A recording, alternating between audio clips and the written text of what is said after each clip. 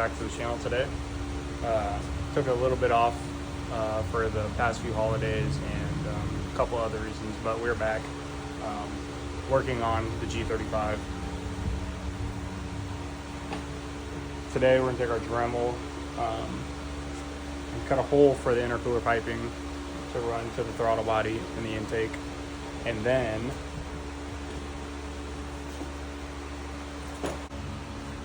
alright, as you guys can see in here, went ahead and got the super damper. These are pretty self-explanatory.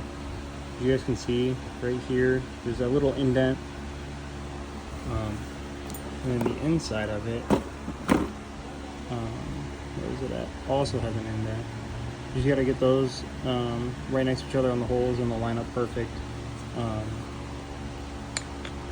Just quickly, they're not lined up right now, but it'll just go together like this. And then you have two separate bolts. You have 6 of one and 3. There's 6 little ones, 3 big ones. As you guys can see, these ones are tapered, and they're tapered holes, so it's really self-explanatory on how to do everything. And then in the print on here, it says your installation. It says what to torque them to, what sockets to use and everything. So I'm gonna go ahead and get it all going, and I'll see you when I'm done. I got the T40. You're supposed to have a T40 Plus. I do not have one. And then a 3/8 12 point. So go ahead and find the dot on here. Find the dot on here.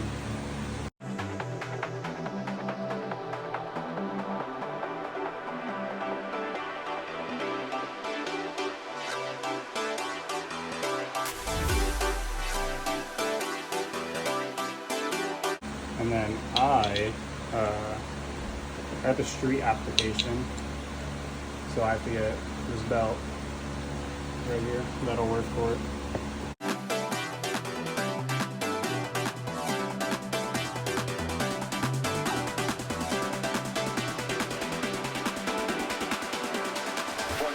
And I move with the friction.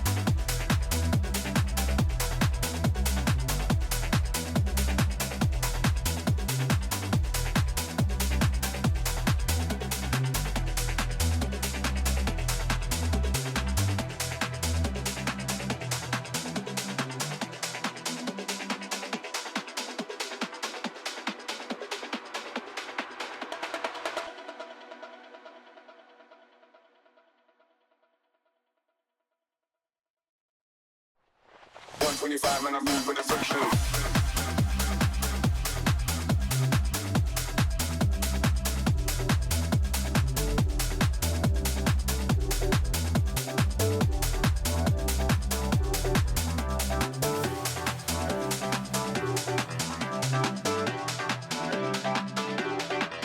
Alright, once you got them on, go ahead and find your installation. It'll tell you the T40 Plus bolts are 16 foot-pounds. So go ahead and get your torque wrench out, set it to 16 foot-pounds. Alright, so I went ahead and I put it all together. And I put it on. I'm just getting this tight fully, but I realized that I'm kind of stupid. So this is for the AC. I got the street version of the ATI super damper. If you guys can see, obviously my belt's not going to fit through this little tiny spot. So if you're going to put this on, I'd recommend making sure you put the belt on the back side before you get it fully on. Otherwise, you're going to have to do what I'm going to do, and I'm going to take these bolts off, pull this pulley off, put it back around, and put the pulley back on. It's not that big of a deal. it just adds, you know, 30 seconds or whatever. Take these off, pull it off, put it on. Just so you guys. Alright guys, so I accidentally cut way too far down, but that's okay because you don't use this bash bar bracket anyways. But I went ahead and made the intercooler piping hole right here.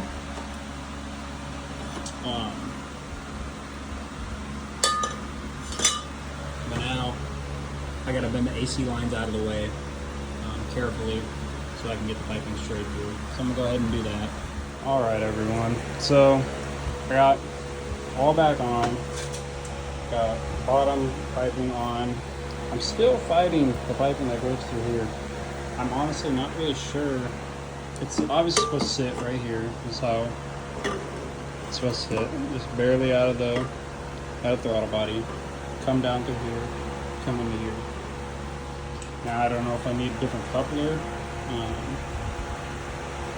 to get this to fit in here or how.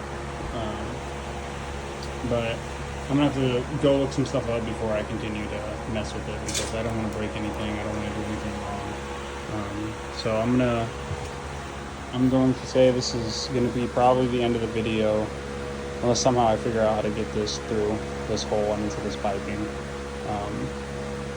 So thank you guys for watching. All right, guys. I know I said I was going to end the video, but I got it to go on. And it has a little bit of a bend. Squeeze it a little bit, but that's okay.